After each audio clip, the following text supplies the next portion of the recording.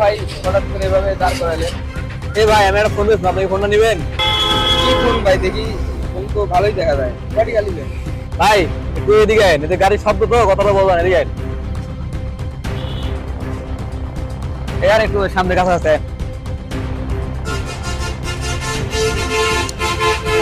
কিরে মুরগি পাইছি? পাইছি, ঘর চালাবে।